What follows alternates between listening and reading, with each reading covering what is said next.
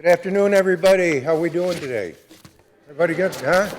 Yes, sun is shining, or at least it was a moment ago. Little wind out of the northwest. No snow. I just had a question. How many people had seen the West Side News with the picture in the program? Just kind of an inventory. So maybe a dozen people. You waving to me, or are you acknowledging?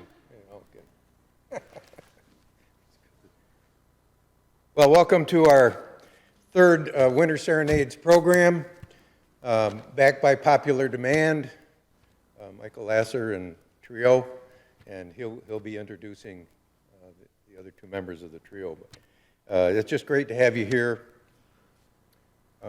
Next time, of course, we're looking at the Herb Smith trio. So 2 weeks from today, on the 19th, they will be out here. Herb Smith is voted the most popular, best instrumentalist in the Rochester region in city magazine / newspaper. I keep calling it a newspaper, but it only comes out once a month in a magazine form. But so we've had fabulous people here, including today, and we're so glad that they're back. Little housekeeping, lavatories through this door on your right, up the hall to the right. Get to the end of the hall, turn right. That's always an issue. Exits, of course, are lit up, so you know where to go, where to get out in case of an emergency. Just follow these doors right up and in the back. We're also planning our summer serenades. We have 8 Thursdays in July and August, and we right now have 6 bands and musical treats for you set up and all locked into our schedule, winding up with the Rochester Metropolitan Jazz Orchestra, which has become a tradition for us. This will be the 3rd year that the RMJO is going to wrap up the season, and you've got to put that on your calendar for the last Thursday of August for sure. Jackie Davis is our chairperson of our Serenades committee. She's in the back and always designates me to come up and say hello. But if you want to ever talk to Jackie, you'll see her at our reception afterwards. So please put that on your to-do list after the concert, right up here in the gathering room. So like you're going to the lavatory, just go through that door. Yeah. Also, Brenda Tremblay, who is the morning voice of WXXI Classical Radio, and she is the musical director here. She's part of our committee, not able to be here today because she's doing music at 3 o'clock at a concert, so she wasn't able to be here. And we also have Terry Carbone and Patty Coots are on our committee. That's it. That's our committee. Thanks to the sponsors. Many of you who are in the audience are our sponsors. And our streaming opportunity, which is done by Bill Henderson in the back. Give a wave, Bill, so people see you. There he is. And he's our operations manager for sound and technology. A volunteer also with St. Luke's Church. And it's just a wonderful opportunity for our audience to be engaged, not just here physically, but also some of our people can't come or are not able to be in attendance, and of course they can catch it streaming. Anybody have any questions? Good. Oh, is Mary Edwards is going to give me an opportunity. So right now, let's hear from Michael Lasser. Thank you, Gary. Thank you. I've been doing these kinds of programs with 2 singers since the mid-'70s. And I was working with a couple of them. I won't tell you their names. They were very good singers, but they brought a lot of temperament to the task. And I just didn't have time for that. Nobody should have time for that. And I said to my wife, we have one more booking, and when we're done, I'm done. Because I'm not putting up with it. And then neither of them could do it. And so I've known Alan. I knew Alan already, Alan Jones, so I got him to do it. And I found out that a woman I had worked with named Cindy Miller could do it. Had given up teaching for singing, was singing full time, trying to make a living at it. And so I hired her, and that was about 25 years ago. And we did that booking, and then we did another booking, and my wife said, I thought you were done. And I said, as long as I can work with them, I'll keep doing it. Cindy doesn't do it with us anymore, but we found Jessica about a year and a half or 2 years ago, and we keep on trucking. And they're the youngsters who carry me around, fetch my cane and such like. And I am delighted to still be doing this. At my age, I'm delighted to still be doing anything. I don't lie down for too long because I'm afraid someone's going to throw dirt on me. Well, what the hell? I'm going to be 87 this month. So don't clap. No. That's nonsense. Don't clap for somebody who's old.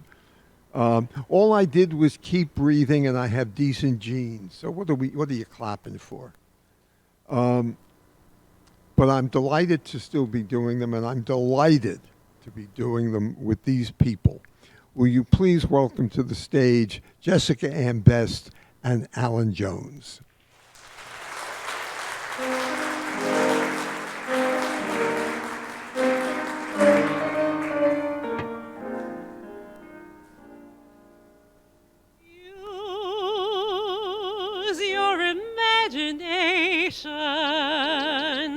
Just take this motto for your theme, and soon every night will be crowded with delight, and every day will be a dream. Use your imagination. You'll see such wonders if you do. Around you there lies pure enchantment in disguise, and endless joys you never knew.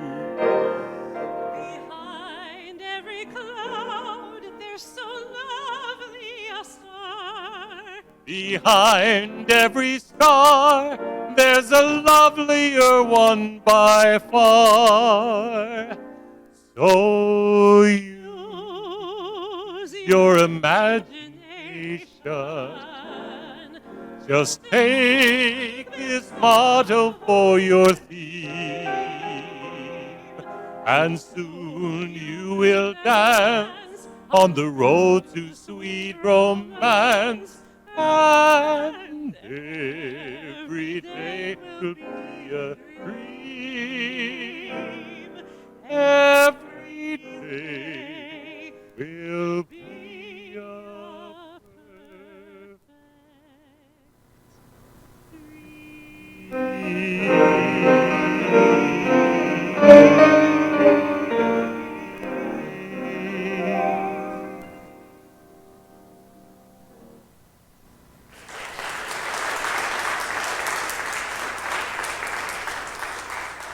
We called today's program Mind and Unmined Cole because while those of you who know Cole Porter will find a lot of the songs familiar, we've tried to include a few that are not as well known. Maybe you can learn a few songs. Well, like use your imagination. How many of you knew that song before you heard it today? 1, 2. See? You've already heard the song. That's Unmined, Cole. You'll hear a few you didn't know and come away, I hope, with a sense of the richness of Cole Porter's achievement. He was, if the song is a way to take you to today's underlying theme, which is the sense of, within the limits of a song, Porter's inventiveness. He really preferred to write only two kinds of songs and work within even those more drastic limits. He was very, very good at writing comedy songs, comic songs, funny songs, catalog comic songs, long lists that were funny, and also very, very impassioned love songs that I'll talk more about later. The other thing to say about Porter right from the start is that he was a songwriter, and very few of his contemporaries were. George Gershwin was not a songwriter. He was a composer. Ira Gershwin was not a songwriter. He was a lyricist. Harold Arlen was a composer. E.Y. Harburg, Johnny Mercer were lyricists. Richard Rodgers, composer. Oscar Hammerstein, lyricist. Cole Porter was a songwriter. Irving Berlin was a songwriter. Herman Hupfeld, that you've never heard of, was a songwriter. He wrote one great song as time goes by. Stephen Sondheim was a songwriter. They wrote both words and music. They didn't write music, they didn't write words, they wrote songs. And Cole Porter is on that rather short list. The idea of writing what he was good at, the comic songs and the pulsating ballads that feel erotic even when there's nothing sexual in them. He was content with that, but he was extraordinarily inventive within those limits. Listen to the language, listen to the Latin-tinged melodies in a lot of his songs. Listen to his rhyming. It's remarkably inventive. To demonstrate Porter's range and its limits, here were two songs I hope you'll recognize, You're the Top and So in Love.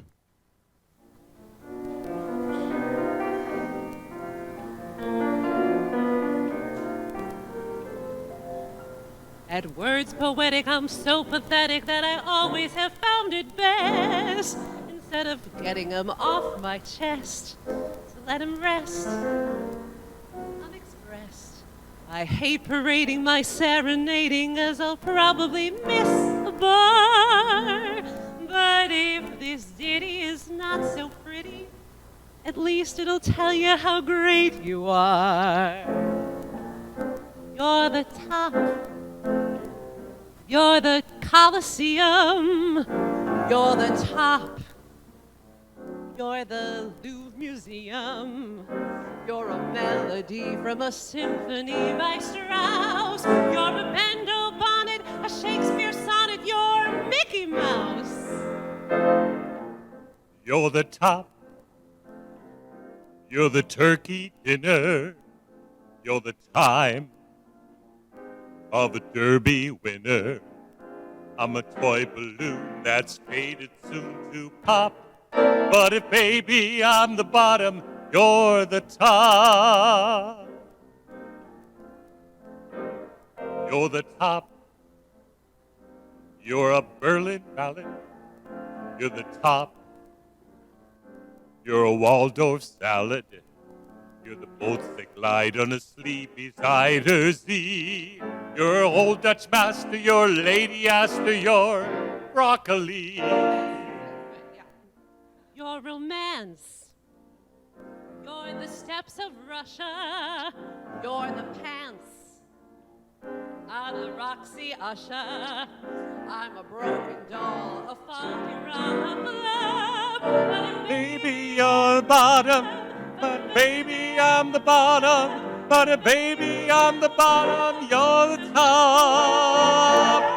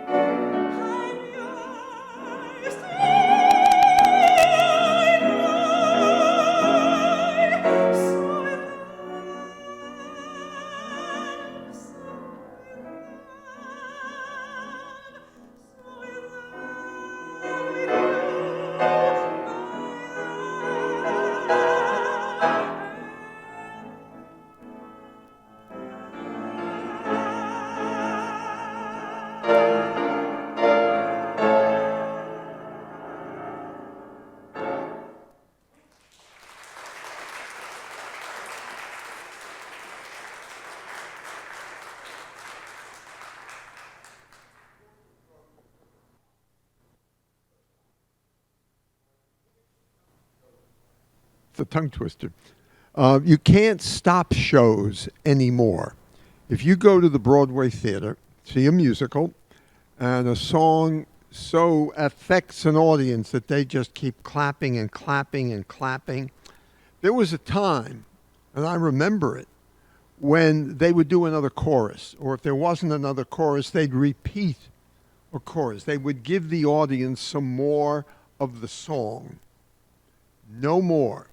Applause goes on for so many seconds, prearranged, and then they will pick up the show and keep moving. So you stop clapping unless you want to hear what's next. They will not let you stop a show anymore, and it's contained by timing. Once the show opens, the director leaves. He's not around anymore. The stage manager runs the show once it's open. And he will, on a given night, go dressing room to say something like, the show ran 25 seconds too long, tighten it up tomorrow. Oh yeah, yeah. So one of the things we've lost as audiences is the ability to stop a show. If we took 5 or 6 songs of Cole Porter's, like You're the Top, that were written to stop a show and thus have pages of choruses, we could do a whole program of 5 songs. And it would be a long program if we did them. There's a book called The Complete Lyrics of Cole Porter. And if you take it out of the library and you turn to You're the Top, you will see pages of, there must be 15 choruses to this song. You know, they go out and they do 5 or 6, and then they come back and do a few more, and then come back. It depends on how enthusiastic the audience is. They don't necessarily do all of them every night. So anyway, as for So in Love, did you notice how Porter's having written it to a Latin beat makes it even more impassioned than it would otherwise be? He often did that with his lyrics. He set them to a Latin music to make them hotter. Yes. Cole Porter did not grow up in that kind of a world. He grew up in Peru, Indiana, as the privileged son of a doting mother. After growing up, his first stop was Yale, where he majored in English and started to write songs for the undergraduate musical. And also wrote, if you're a Yalie, this is an immortal song, one of the songs to sing at football games for Yaleys, called, oh God, the Yale Bulldogs. Bulldog, Bulldog, Bow Wow Wow, Eli, Yale. And if you went to Yale, you will not be happy hearing me make even mild fun of a song that is, on the face of it, patently ridiculous. And I know that. After graduation, his grandfather Cole, his mother's maiden name was Cole, that's the name, said that he was to go to Harvard Law School and Grandpa Cole would pay the way. He didn't want to, but he succumbed, because that's where the money was, and hated it. Dropped out after a year, went to New York to write songs for Broadway musicals. He was such a colossal flop that he put his tail between his legs and fled to France, where he spent the next decade living in Paris and on the Riviera. Oh, to be such a failure.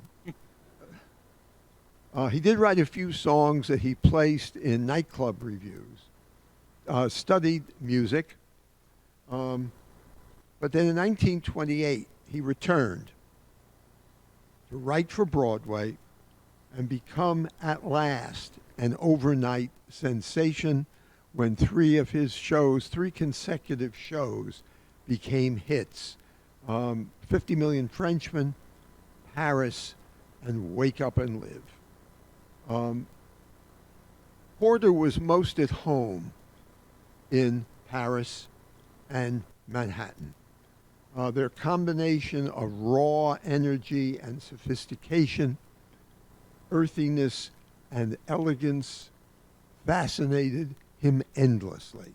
He wrote more songs about New York City and Paris than anybody else. They were love songs to a city. I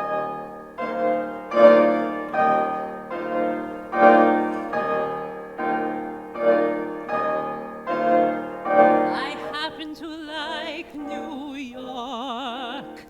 I happen to like this town. I like the city air. I like the drink of it. The more I know New York, the more I think of it. I like the sight, the sound, and even the stink of it. I happen to like New York. I like to go to Battery Park and watch those liners blooming in. I often ask myself, why should it be that they should come so far from across the sea? I suppose it's because they all agree with me. They happen to like New York. Sunday afternoon, I took a trip to Hackensack, but after I gave Hackensack the once over, I took the next train back. I happen to like New York. I happen to love this burg, and when I have to give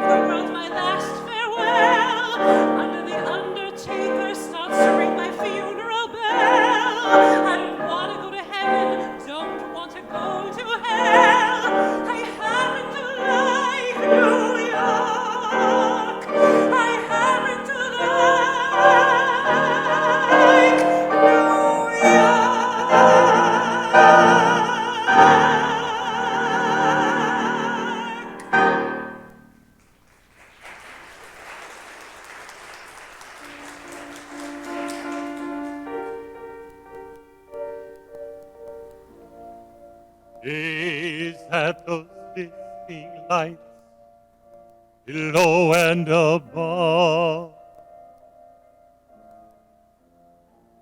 Oh, what a night of nights for people in love. No city like this, my friend.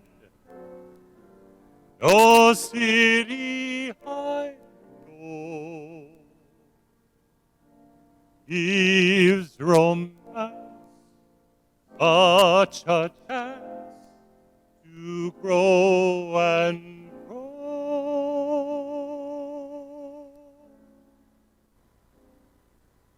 Harry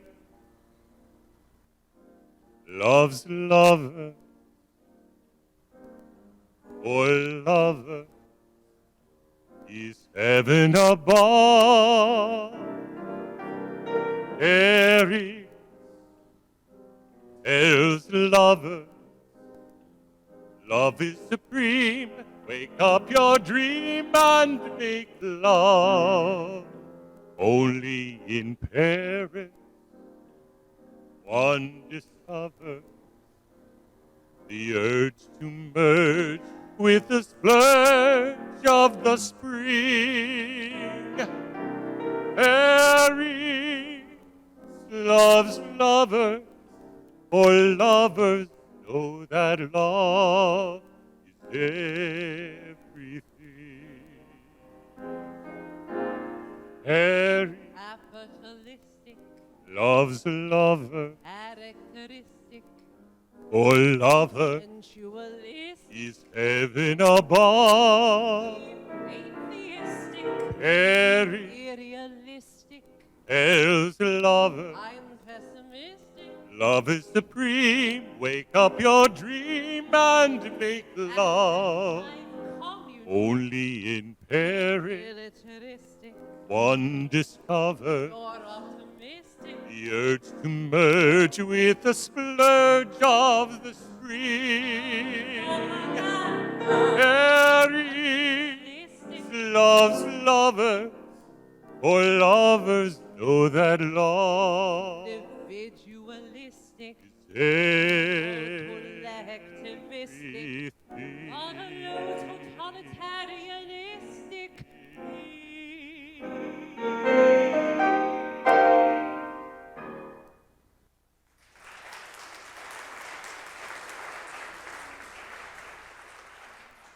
That song was written for a later Porter show called Silk Stockings, in which an American businessman in Paris, this is in the mid-50s, meets a very attractive female Russian commissar and is trying to melt her. It's a seduction song, and she's resisting because she wants nothing to do with this wealthy capitalist. On Broadway, the parts were played by Don Amici and Hildegard Neff, and in the movie, Fred Astaire and Sid Charisse. Ooh, yes. As for the other, I happen to like New York. It's a kind of anthem, isn't it? It just tolls, and it faces the truth about the city. He loves even the stink of it. But it's there's great affection undergirding it. One of the other things about Paris Loves Lovers, songwriters, lyricists love to pull off triple rhymes. They rhyme 3 lines in a row that all rhyme with one another. Porter in this line does in the single line. He wants to merge with he has an urge to merge with the splurge of the spring. Man, that's lyric writing. That is so good. Incredibly clever. Regardless of how different those songs might be from one another, and they are, they're extremely unlike one another. I think you can say that there's something in each of them, and in all the songs we've done so far, that say Cole Porter. They feel as if only Cole Porter could have written them. There are songs like that by the Gershwins, by Berlin, by all the great songwriters. but there are more of them by Porter. Again, I think because he's working within such limits that the others were not. And you see that, I think, in the next two songs we're going to do. They're quite different from one another, but they both have that Cole Porter feel. Just one of those things, and too darn hot. As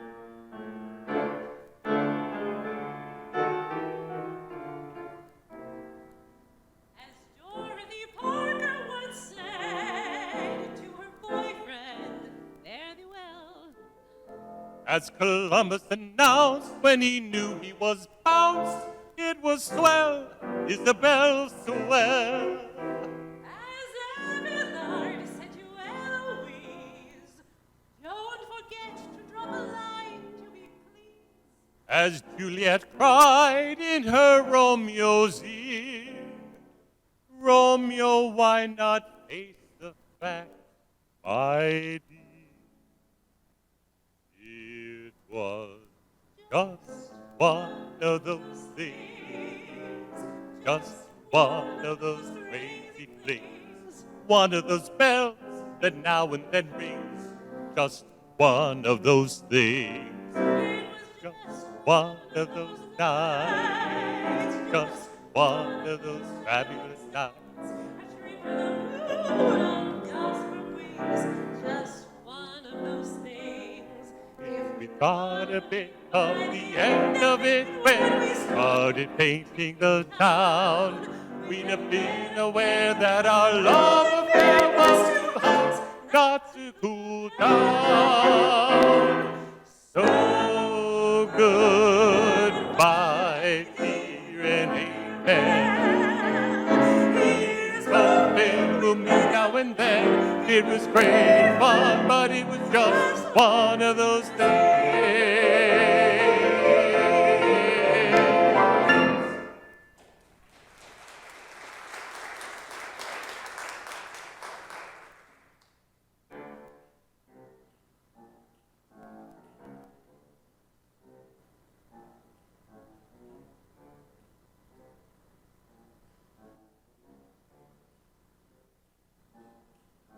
It's too darn hot.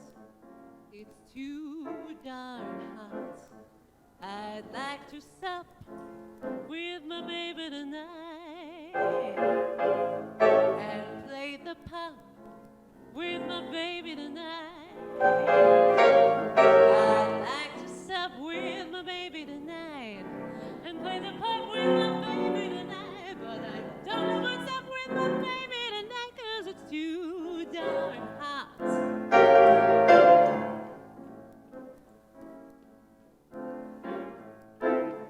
It's too darn hot. It's too darn hot. I'd like to coo with my baby tonight and pitch some woo with my baby tonight. I'd like to coo with my baby tonight and pitch some woo with my baby tonight. But can I even be my baby tonight? 'Cause it's too darn hot. According to the Kinsey report, every average man you know much prefers to play his favorite sport when the temperature is low. But when the thermometer goes way up and the weather is sizzling high, Mr. Adam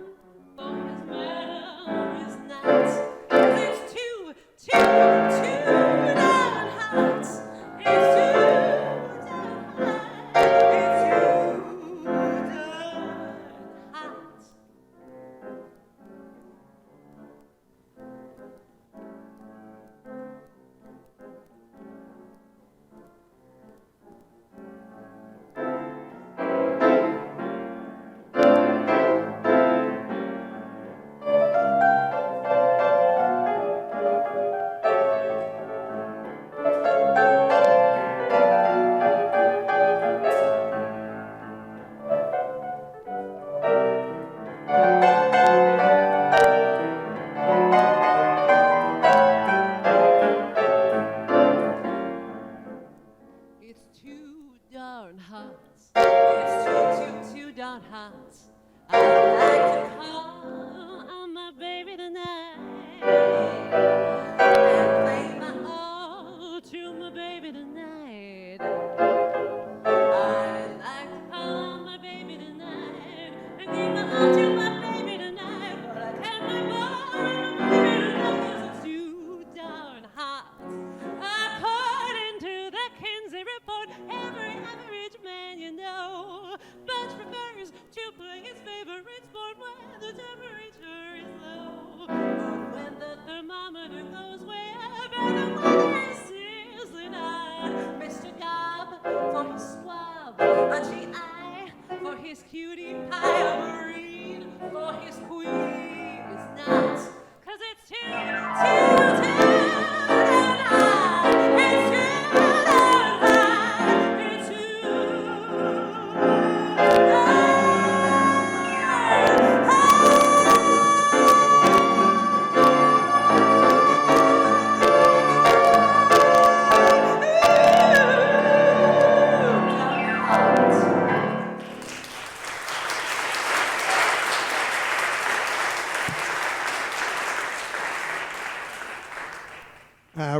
One weekend, Cole Porter was invited to spend the several days at a country house, probably on the Gold Coast of Long Island, where the Vanderbilts had a place, and Teddy Roosevelt had built a large house earlier.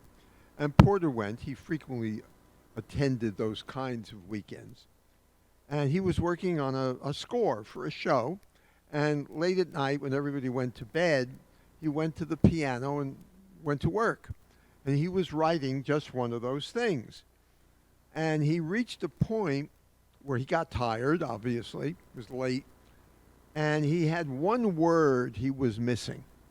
He couldn't find a single word to fit that spot. So went to bed figuring tomorrow's another day. And somebody else at the party, I guess, was wandering around and saw what Porter had written and looked down at it, picked up the pencil, and wrote in a word. And Porter didn't see it till the next morning and said something like, "My God, somebody else finished it for me." A trip to the moon on gossamer. That was the word he couldn't find. But at least he was smart enough to recognize that somebody had thought of it for him. Does luck play a role in creativity? Or darn right it does. The trick is for the creator to recognize it. And, you write 4 versions of something, which is the best?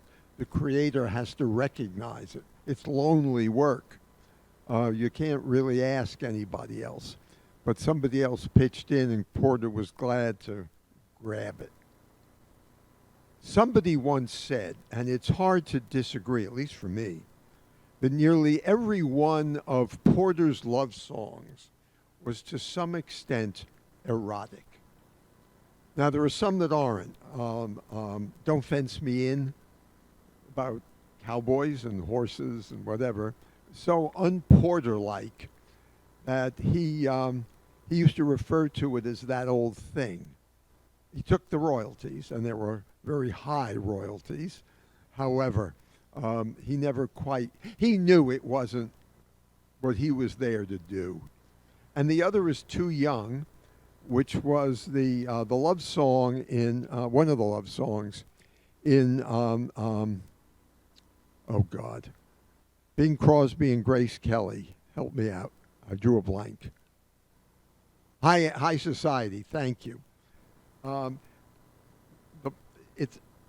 It's as innocent a love song as we have, written by our most sophisticated songwriter. The problem is, the irony in it is, that this utterly passionless little song was written for a husband and wife to sing on their honeymoon. And I have never figured out why Porter wrote it as a honeymoon song. It makes no sense that way. Although, it, again, made him a lot of money. The first of these next two songs feels both languid and insistent at the same time. Its throbbing, repeated notes give the song what it needed. The second song is Porter's most erotic ballad. It's very witty and also very much a love song.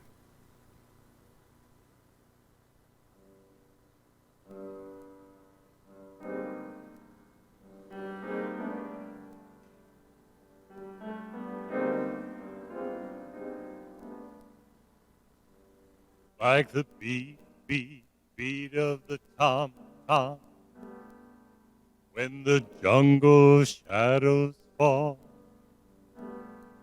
Like the tick, tick, tock of daily clock stands against the wall. Like the drip, drip, drip of the raindrops when the summer shower is through. The voice within me keeps repeating, you, you, you. Night and day, you are the only you beneath the moon and under the sun. Whether near to me or far, no matter, darling, where you are, I think of you. Night and day, day and night, why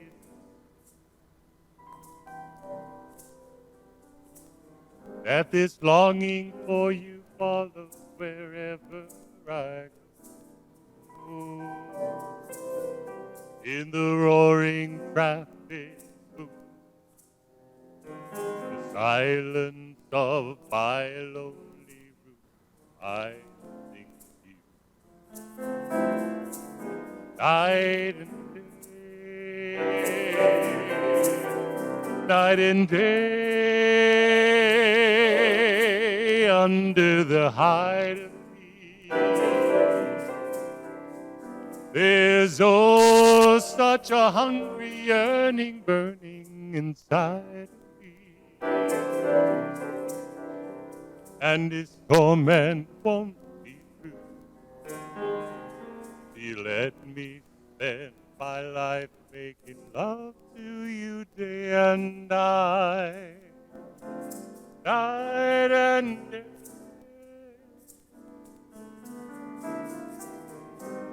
Baba,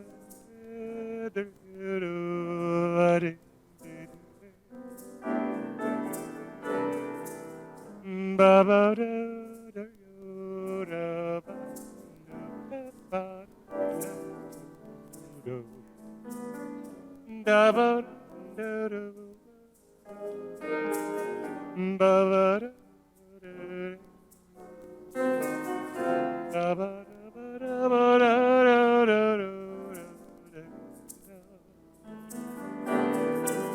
night and day, under the hide of me, there's oh such a hungry yearning burning inside of me, and this torment won't be true. You let me spend my life making love to you day and night, night and day, night and day, love day, night.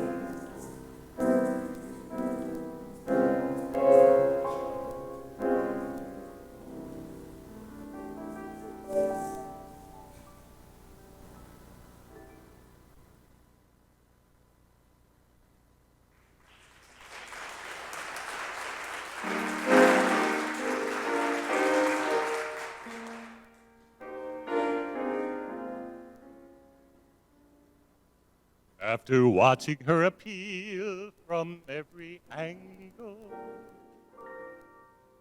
there's a big romantic deal I've got to wangle.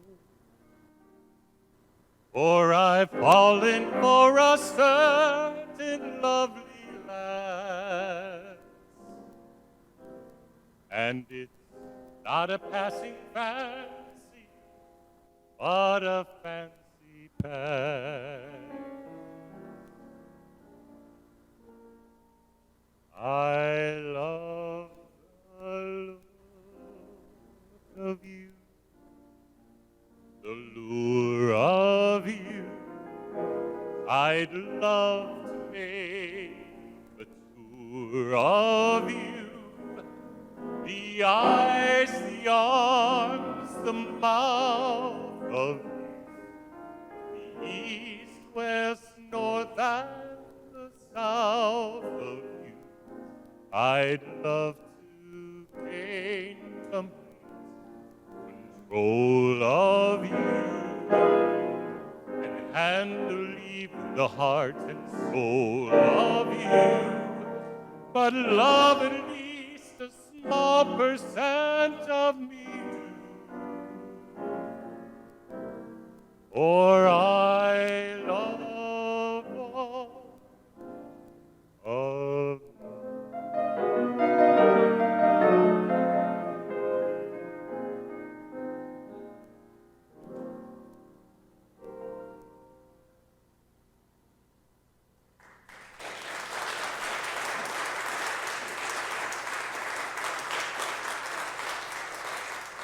Take a word like thing. It's as common a noun as we have. It can be used to mean almost anything. More than almost any of his contemporaries, Porter used the word thing or a variant, anything, something, in his lyrics.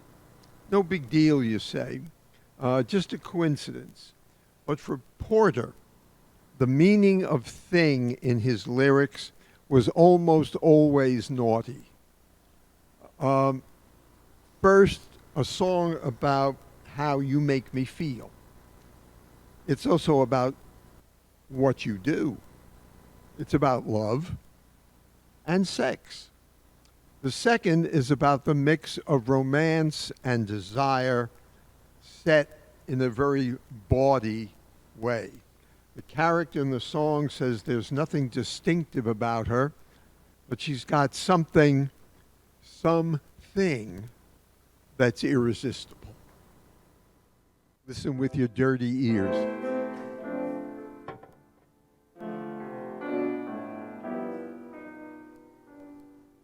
I was mighty blue, thought my life was through, till the heavens opened and I gazed at you. Won't you tell me, dear, why when you were free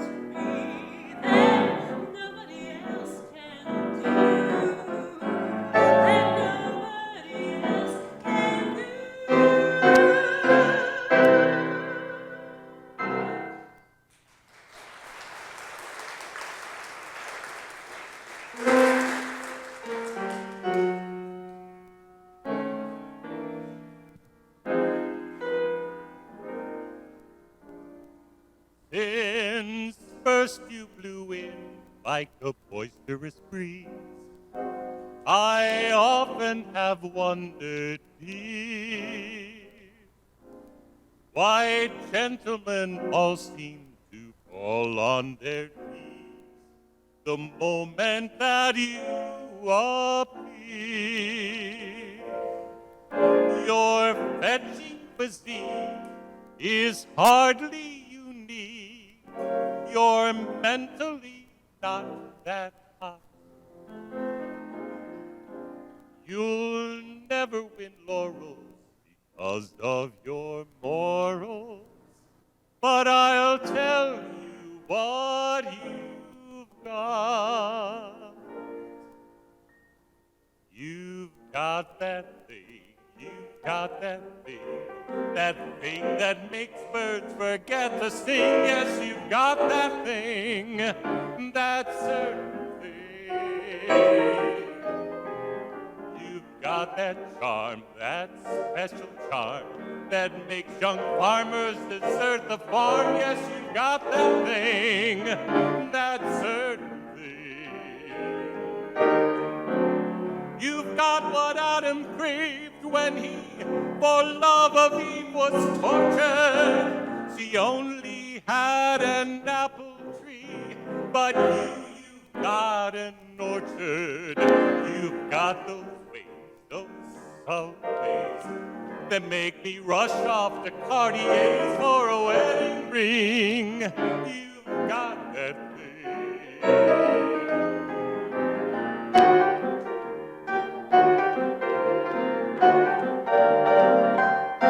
Yes, you got that thing, that certain thing.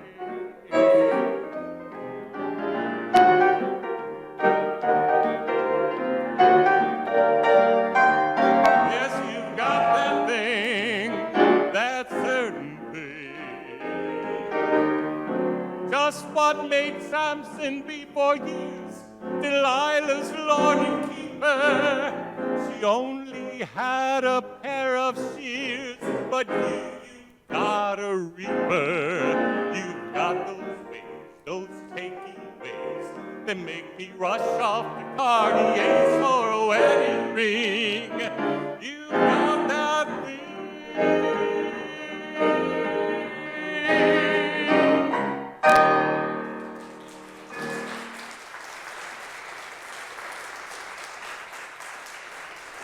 And if you think those songs are about hugs and kisses, you're too young to be here.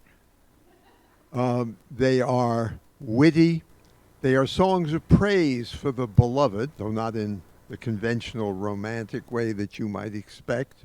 They're witty, they're felt, and they're naughty all at once. What more do you want for the price of a recording, for crying out loud? What do you charge? What do you pay now to download a one song? What's it cost on Apple or whoever?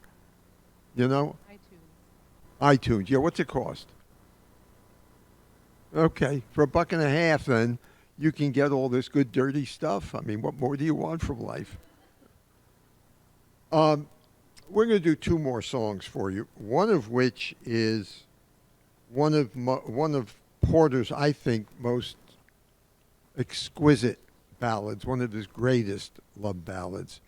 If someone stuck me in a corner and said you can't get out till you pick a way to demonstrate Porter's mastery of romantic ballads, I might very well pick this one.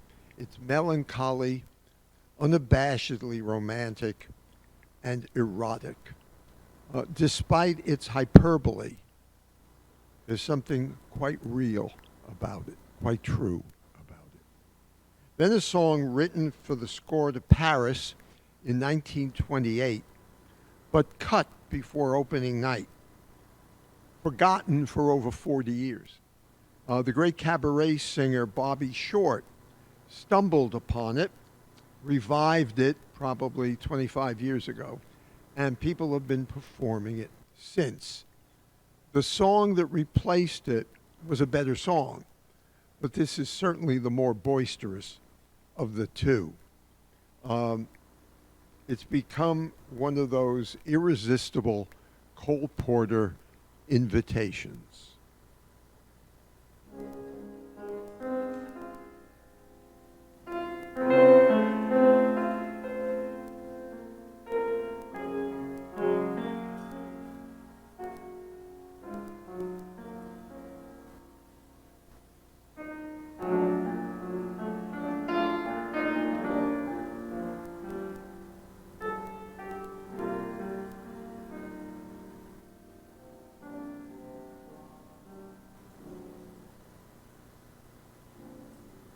Every time we say goodbye, I die to Every time we say goodbye, I wonder why live. The gods above who must be in the know. Please so little of me. They allow you to go.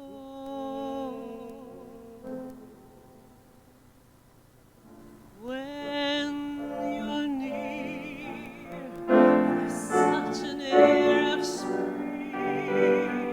about it. I can hear a lark begin to sing about it. There's no love song finer,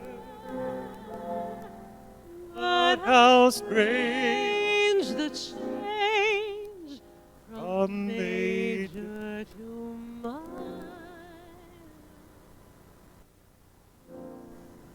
every Every time time we say goodbye.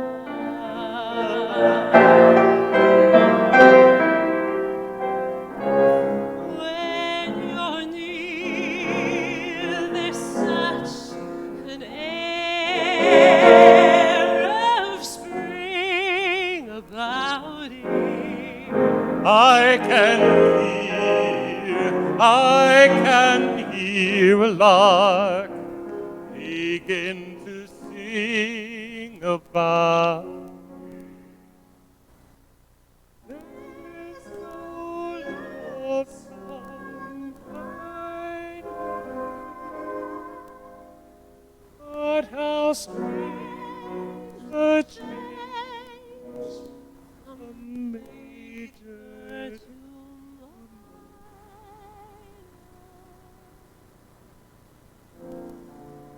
every time We say goodbye.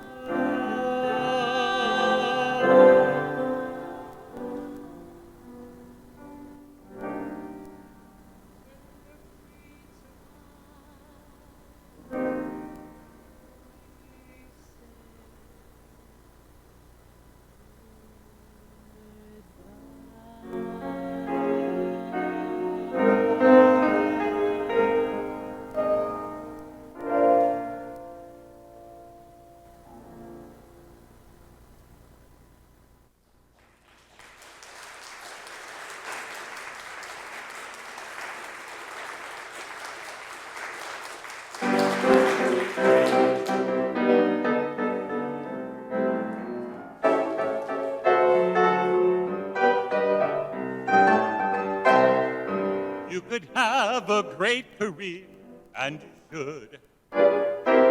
Only one thing stops you, dear, you're too good.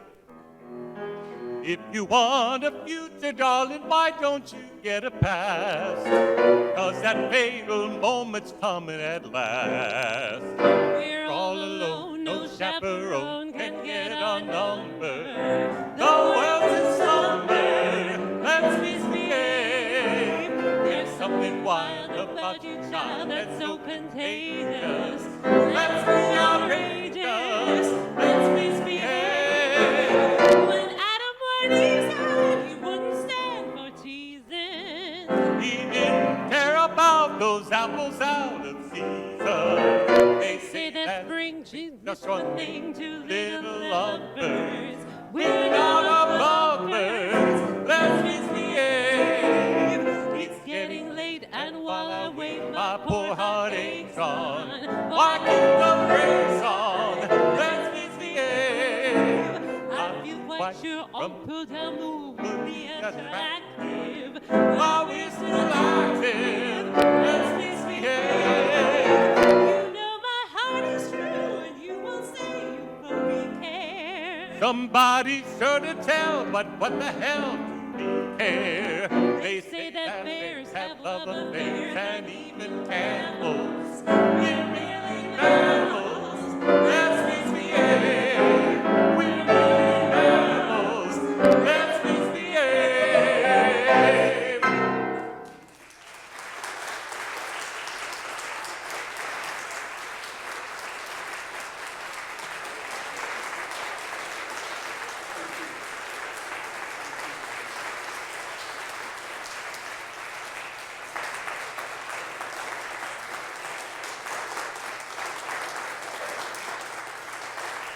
Thank you very much.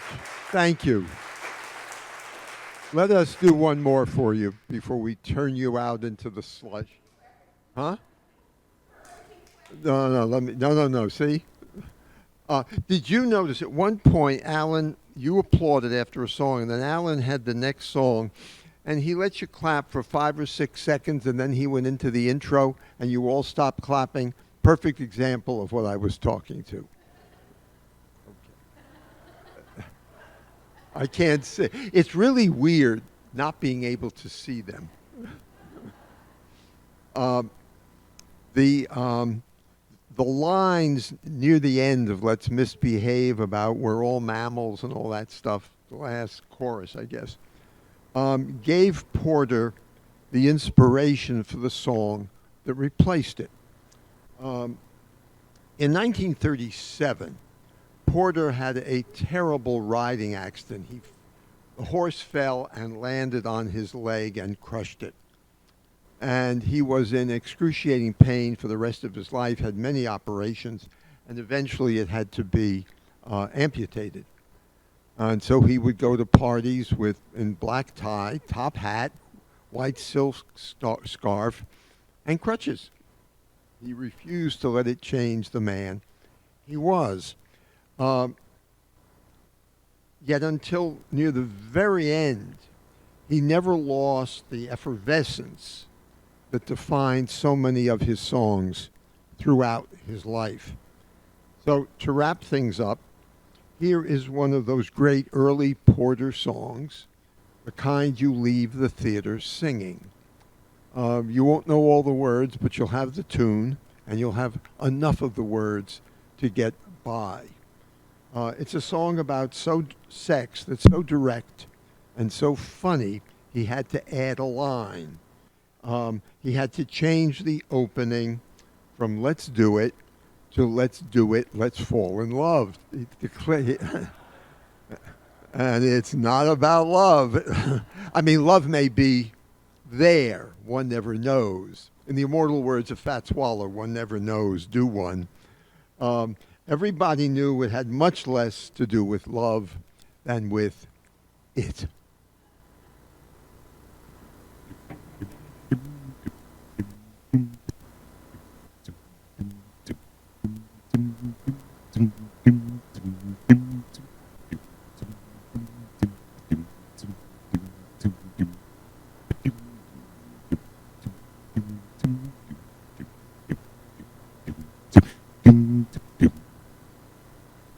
Birds do it, bees do it, been educated, please do it. Let's do it.